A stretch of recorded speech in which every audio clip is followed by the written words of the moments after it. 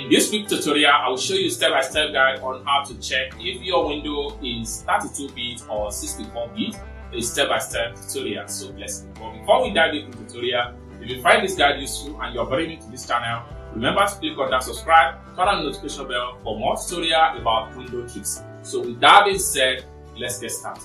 Welcome back, friend. In this video, I will show you the two possible ways to know if your Windows PC is 32-bit or 64-bit.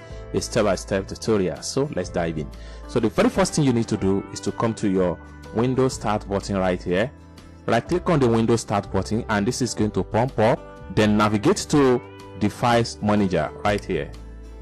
Then from the point here, you have to click on Computer.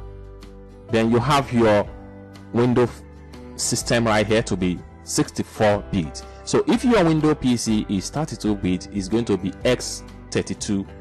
It's as simple as that. So let's quickly check on the second method by which you can know if your system is 32-bit or 64-bit.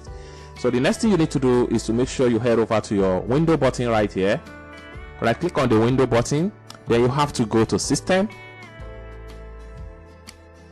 Then from System right here, under the system type, this is where you have your window to be 64-bit or 32-bit. It's as simple as that. So this is how to identify or how you can know if your Windows PC is 32-bit or 64-bit. This will allow you to install actual software that will be compatible with your PC.